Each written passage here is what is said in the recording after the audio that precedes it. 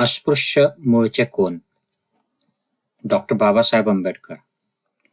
भूमिका: आजचे शूद्र पूर्वीचे कोण आणि त्यांना हिंदू आर्य समाजामध्ये 4थ्या क्रमांकाच्या वर्णाचे स्थान कसे प्राप्त झाले, या माझ्या 1946 मध्ये प्रसिद्ध झालेल्या प्रबंधाचाच हा ग्रंथ म्हणजे उत्तरार्ध होय. शूद्राशिवाय हिंदू संस्कृतीने आणखी 3 सामाजिक वर्गांना जन्म दिला असून त्यांच्याकडे जेवढे लक्ष द्यावयास पाहिजे होते तेवढे देण्यात आलेले नाही. ते 3 वर्ग असे: गुन्हेगार समजल्या जाणाऱ्या जमाती, आदिवासी जमाती, अस्पृश्य मानलेल्या जाती. या जमातींचे अस्तित्व ही एक तिरस्करणीय बाब होऊन बसलेली आहे. हिंदू संस्कृतीची ही उपज आहे आणि ही बाब लक्षात घेऊन कोणी तिचे मूल्य ठरवण्याचा प्रयत्न केल्यास हिंदू संस्कृतीला संस्कृती म्हणता येणे कठीण आहे. मानवतेवर बंधने लादून तिला गुलाम बनवण्याचा हा एक अधमपणाचा कावा आहे, असेच तिच्या संबंधी म्हणावे लागेल. बदफैलीपणा हेच नाव तिला शोभून दिसेल. जीवन निर्वाहाचे एकमेव साधन म्हणून केवळ दरोडेखोरीचा लोकसमूह धंदा करण्याची शिकवण देऊन व ज्या संस्कृतीने एक मोठा दरोडेखोरांचा लोकसमूह रानटी अवस्थेतच प्राचीन पशुतुल्य जीवन जगण्यासाठी मोकाट सोडून दिला आणि जिने तिसरा एक लोकसमूह असा करून ठेवला की त्यांच्याशी कोणताही मानवी व्यवहार शक्य होऊ नये आणि केवळ त्यांच्या स्पर्शानेही मानव भ्रष्ट होऊन जावा, अशा संस्कृतीला बदफैलीपणाशिवाय दुसरे काय म्हणता येऊ शकेल? अन्य एखाद्या देशात जर हे लोकसमूह असते तर आत्मपरीक्षण करून हे लोक असे का राहिलेत याचे संशोधन करण्यास ते सरसावले असते. परंतु हिंदूंच्या डोक्यात मात्र यापैकी कोणतीही गोष्ट आली नाही. याचे कारण अगदी साधे आहे. या लोकसमूहांचे अस्तित्व ही एक लज्जेची बाब असल्याची व काही चूक झाल्याची भावना हिंदूंच्या मनात येत नाही.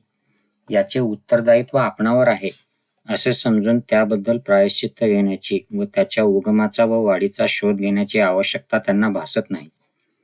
याउलट हिंदू संस्कृती ही केवळ अत्यंत पुरातनच नाही तर अनेक बाबतीत ती वैशिष्ट्यपूर्ण आहे यावर दृढ श्रद्धा ठेवण्याची शिकवण प्रत्येक हिंदूला देण्यात येते. हा आपला दावा पुन्हा पुन्हा करताना कोणत्याही हिंदूला कधीही थकवा वाटत नाही. हिंदू संस्कृती ही अत्यंत पुरातन असल्याचे कोणीही समजू शकतो व ते मान्यही होऊ शकते. परंतु हिंदू संस्कृती वैशिष्ट्यपूर्ण असल्याचा दावा कोणत्या आधारावर केला जातो हे समजणे फारसे सोपे नाही. हिंदूंना कदाचित पसंत पडणार नाही, परंतु अहिंदूंना आश्चर्यचकित करणारी ही बाब लक्षात घेतली तर यात त्यांच्या दाव्याचा आधार एकच असू शकतो, तो म्हणजे या लोकसमूहांचे अस्तित्व हा असून त्याला हिंदू संस्कृतीच पूर्णतः जबाबदार आहे. अशा प्रकारचे लोकसमूह अस्तित्वात असणे ही निश्चित वैशिष्ट्यपूर्ण बाब असून ती इतकी ठळक आहे की कोणत्याही हिंदूला तिच्याबद्दल पुन्हा पुन्हा सांगण्याची गरज नाही, कारण ही बाब कोणी अमान्य करू शकत नाही. ही गोष्ट अभिमान बाळगण्याची नसून लज्जास्पद आहे, एवढे हिंदूंना कळावे अशीच अपेक्षा कोणीही बाळगेल. हिंदू संस्कृतीच्या खोट्या श्रद्धा, शहाणपणा, श्रेष्ठता व पावित्र्याबद्दल वारंवार सांगून त्या लोकांच्या मनावर बिंबवण्याचा प्रयत्न होतो. याचे मूळ कारण समाजाच्या धारणेसंबंधी हिंदू विद्वानांच्या चमत्कारित मनोरचनेत आहे. आज सर्व प्रकारची विद्वत्ता केवळ ब्राह्मणांपर्यंत मर्यादित झालेली आहे. परंतु दुर्दैवाची गोष्ट अशी ही वॉल्टेअरप्रमाणे बौद्धिक प्रामाणिकतेची पालन करण्याची भूमिका पार पाडण्यासाठी कोणताही ब्राह्मण पंडित पुढे सरसावला नाही. वॉल्टेअर हा कॅथलिक पंथीय चर्चच्या छायाखाली वाढला होता, तरी सुद्धा बौद्धिक प्रामाणिकपणाला जागून त्याने कॅथलिक पंथाच्या विरुद्ध बंड उभारले. अशी प्रामाणिकता येथील ब्राह्मणांमध्ये सध्या तर नाहीच, परंतु भविष्यामध्ये असा कोणी उदयास येईल असा मुळीच संभव नाही. ब्राह्मणांमध्ये एखादाही वॉल्टेअर निर्माण होऊ नये ही ब्राह्मणांच्या पांडित्यातील गंभीर त्रुटी आहे. ब्राह्मण पंडित हा केवळ पढिक विद्वान असतो ही बाब लक्षात घेतली तर याबद्दल फारसे आश्चर्य वाटणारे नाही. तो बुद्धिवादी नसतो. पढिक माणूस आणि बुद्धिवादी विद्वान यामध्ये जमीन आसमानचे अंतर आहे. यापैकी पहिला म्हणजे पढित माणूस आपल्या वर्गासंबंधी सतर्क असतो व केवळ आपल्या वर्गाच्या हितासाठीच जीवन जगत असतो. दुसरा म्हणजे बुद्धिवादी विद्वान हा मुक्त मानव असून कोणत्याही वर्गाच्या दबावाखाली न येता स्वतंत्रपणे आचरण करणारा असतो. ब्राह्मण केवळ पडीक विद्वान असल्यामुळे ते वॉल्टर निर्माण करू शकले नाहीत. ब्राह्मण असा वॉल्टर का निर्माण करू शकले नाहीत या प्रश्नाचे उत्तर केवळ दुसऱ्या प्रश्नांनीच दिले जाऊ शकते. तुर्कच्या सुलेमानाने मुसलमानी जगतातला धर्म रद्द का केला नाही? घाऱ्या डोळ्यांची सर्व मुले ठार मारण्यात यावी असा कायदा ब्रिटिश पार्लमेंटने का पास केला नाही? ज्या कारणासाठी सुलतानाने, पोपने किंवा ब्रिटिश पार्लमेंटने वरील प्रकारची कारवाई केली नाही, त्याच कारणाने असा एखादा वॉल्टर निर्माण करण्यास ब्राह्मणही असमर्थ ठरले. हे ध्यानात घेतले पाहिजे की एखाद्या व्यक्तीच्या स्वतःच्या किंवा स्ववर्गाच्या स्वार्थाच्या हेतूची आंतरिक बंधने नेहमीच त्याच्या बौद्धिक व्यवहारावर पडून तो त्या हेतूने नियंत्रित होत असतो. ब्राह्मणांना जी सत्ता व उच्च स्थिती प्राप्त झालेली आहे ती पूर्णतः हिंदू संस्कृतीमुळेच प्राप्त झालेली असून तिनेच त्यांना उच्च प्रकारचा दर्जा बहाल केला आहे. याउलट खालच्या वर्णाच्या सर्व वर्गांसाठी तिने नाना प्रकारच्या असुविधा निर्माण करून ठेवल्या असून ब्राह्मणांच्या विरोधात बंड करून त्यांच्या वर्चस्वाला त्यांना कधीही आव्हान देता येऊ नये अशी व्यवस्था या संस्कृतीत करून ठेवण्यात आली आहे. परिणामतः प्रत्येक ब्राह्मणाला, मग तो पुराण मतवादी असो, तो उपाध्याय असो की गृहस्थ असो, विद्वान असो की नसो, ब्राह्मणांचे वर्चस्व रक्षण करण्यात आनंद वाटतो. एखादा ब्राह्मण वॉल्टर होण्यासाठी सरसावेल तरी कसा? ब्राह्मणांमध्ये असा एखादा वॉल्टर निर्माण झाला तर ब्राह्मणांचे वर्चस्व कायम राखण्यासाठी हिंदू संस्कृतीच्या नावाने जो कावा रचण्यात आला आहे त्यालाच त्याच्यापासून खराखुरा धोका निर्माण होईल. माझा मुख्य मुद्दा असा की ब्राह्मणांच्या पांडित्याला त्यांनी स्वतःच्या वर्गाचे हितरक्षण करण्याच्या दुर्लभ मर्यादा पडलेल्या आहेत. प्रामाणिकपणा आणि सचोटीसाठी ज्या प्रकारची बुद्धिमत्ता आवश्यक असते तशा प्रकारची मुक्त बुद्धिमत्ता कोणताही ब्राह्मण मुक्तपणे वापरू शकत नाही, कारण त्याच्या बुद्धिमत्तेवर स्वार्थाची मर्यादा पडलेली असते.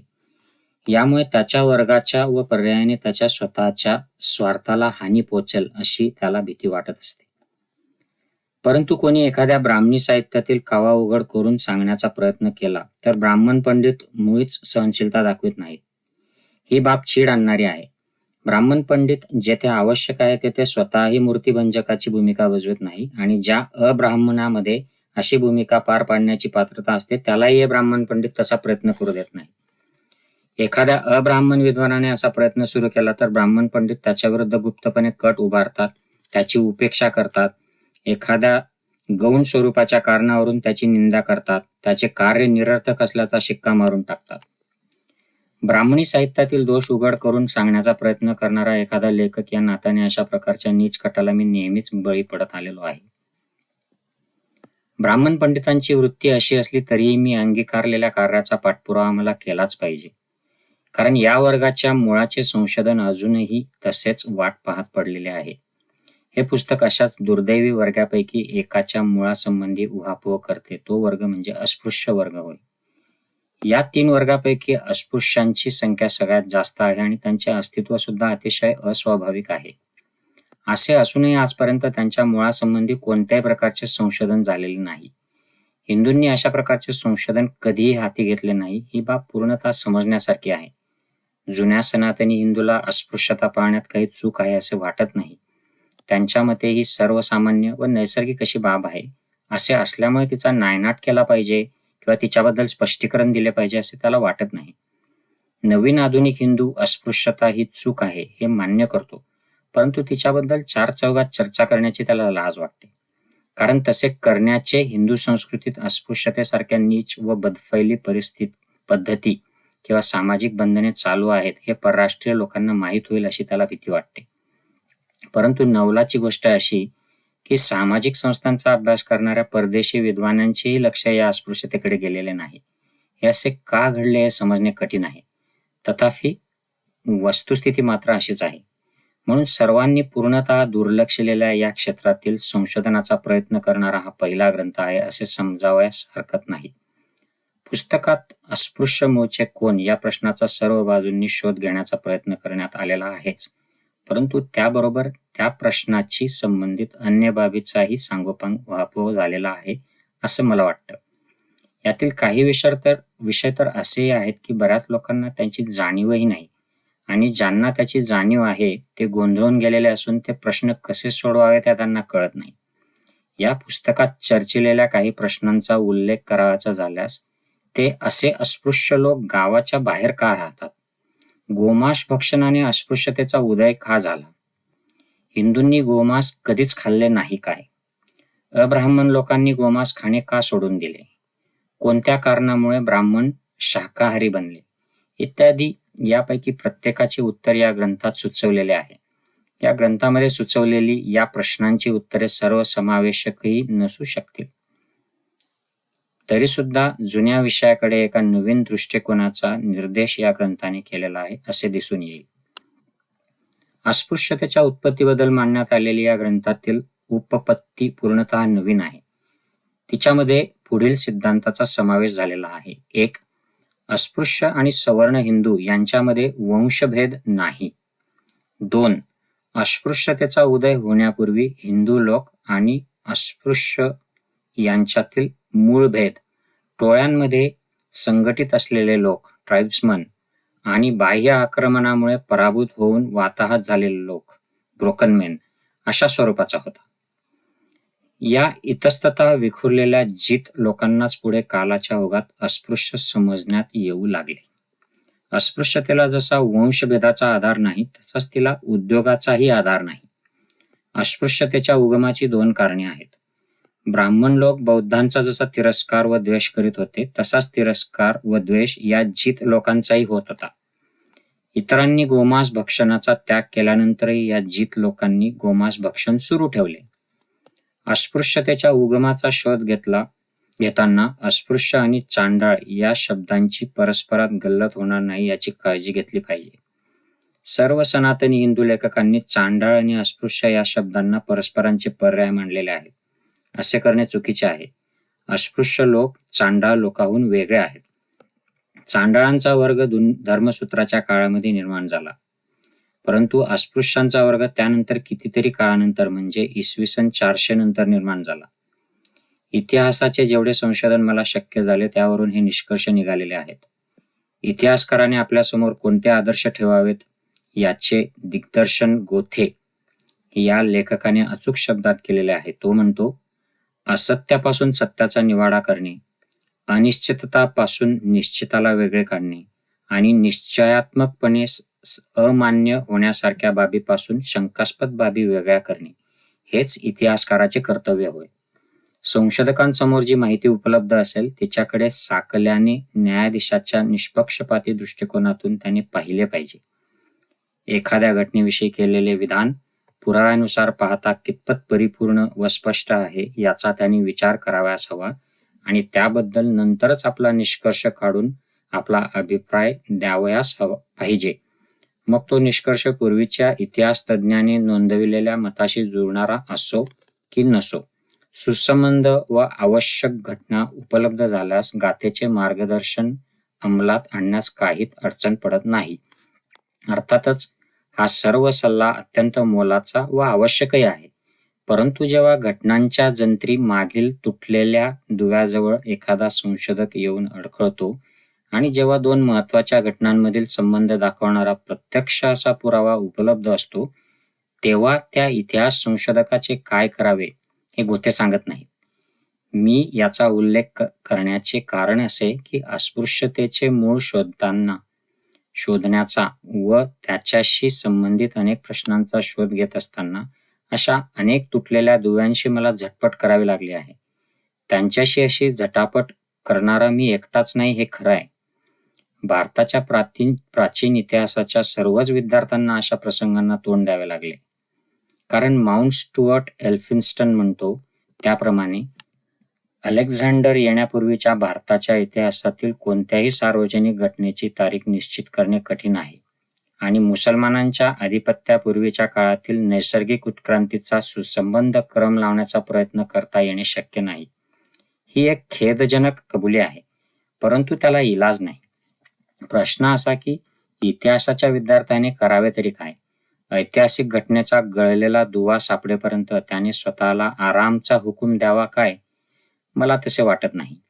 अशा प्रसंगी त्याने शक्य त्या कल्पनाशक्तीचा व प्रतिभेचा उपयोग करून घ्यावा व त्याद्वारे अजून असंशोधित असलेल्या ऐतिहासिक दुव्यांची साखळी जोडावी आणि ज्या घटनांचे दुवे सापडत नाहीत ते उपलब्ध घटनांद्वारे पाहता कसे असू शकतील याचे अनुमान प्रस्तुत करावेत. संशोधनाचे कार्य खोळंबून ठेवण्यापेक्षा या युक्तीद्वारे तुटलेल्या दुव्यांमुळे निर्माण झालेल्या अडचणीतून मार्ग काढण्याचे मी पसंत केले आहे, हे मी मान्य करतो. या माझ्या त्रुटीचा आधार घेऊन माझ्या या प्रबंधावर कदाचित कठोर टीका होईल आणि ऐतिहासिक संशोधनाची पद्धती झुगारून दिल्याचा आरोप करून कदाचित त्याची निंदाही होईल. माझ्या टीकाकारांची भूमिका जर हीच असेल तर त्यांना मी आठवण करून दिलीच पाहिजे की ऐतिहासिक घडामोडींच्या निष्कर्षावर नियंत्रण ठेवणारा असा एखादा नियम असेल व तो प्रत्यक्ष घटनेचा पुरावा पाहिल्याशिवाय बाकी कशाचाच स्वीकार तयार नसेल तर तो नियमच दुष्ट आहे. प्रत्यक्ष पुरावा विरुद्ध अनुमानित पुरावा किंवा अनुमानित पुरावा विरुद्ध तर्कजन्य पुरावा अशा बाबीवर टीकाकारांनी आपले लक्ष केंद्रित करण्याऐवजी पुढील बाबींवर आपले लक्ष केंद्रित करावे. त्या बाबी अशा: हा सिद्धांत विशुद्ध अनुमानावर उभारलेला आहे की नाही आणि हा सिद्धांत शक्य कोटीतील आहे की नाही व जर तो तसा असेल तर मी काढलेल्या निष्कर्षापेक्षा प्रत्यक्ष घटनांशी अधिक चपखल मेळ बसू शकणारा दुसरा सिद्धांत काढता येईल की काय. पहिल्या मुद्द्यासंबंधी मी असे म्हणू शकेन की केवळ काही भाग अनुमानावर उभारलेल्या असल्यामुळे हा संबंध फुसका ठरणार नाही. भूतकाळाच्या पोटात जिची पाळेमुळे गडप झालेली आहेत अशा एक संस्थेचा आपण उहापोह करीत आहोत, ही बाब माझ्या टीकाकारांनी ध्यानात बाळगावयास हवी. अस्पृश्यतेच्या उगमाचे स्पष्टीकरण करण्याचा हा प्रयत्न म्हणजे ऐतिहासिक घटनांची निश्चित नोंद असलेली भाडे चाळून इतिहासाचे पुस्तक लिहिणे नव्हे, तर जेथे लिखित स्वरूपाची सामग्री उपलब्ध नाही आणि काही असलीच तर तिचा समोर असलेल्या प्रश्नाशी कसलाच संबंध नाही, अशा विषयाच्या इतिहासाची पुनर्रचना करण्याचा हा प्रयत्न आहे.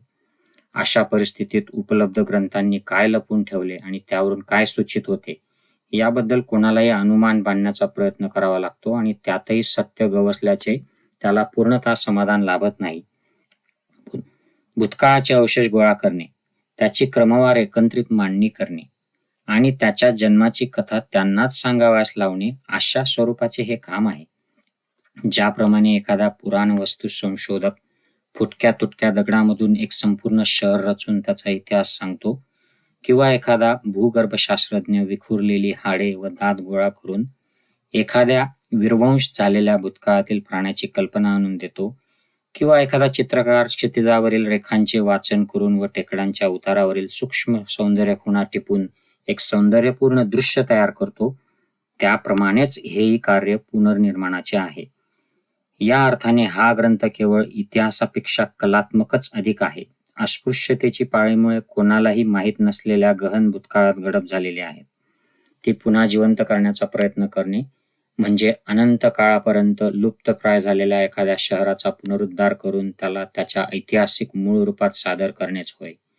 अशा कार्यामध्ये कल्पना व गृहीत पक्षाचा फार मोठा वाटा असल्याशिवाय राहू शकत नाही. तथापि हा काही या प्रबंधाच्या टीकेचा मुख्य आधार होऊ शकत नाही, कारण सुजाण कल्पनेशिवाय कोणतेही वैज्ञानिक संशोधन यशस्वी होऊ शकत नाही. विज्ञान आणि वाङ्मय यापेक्षा बऱ्याच बाबी समान आहेत. विज्ञान आणि वाङ्मय यामध्ये बऱ्याच बाबी समान आहेत.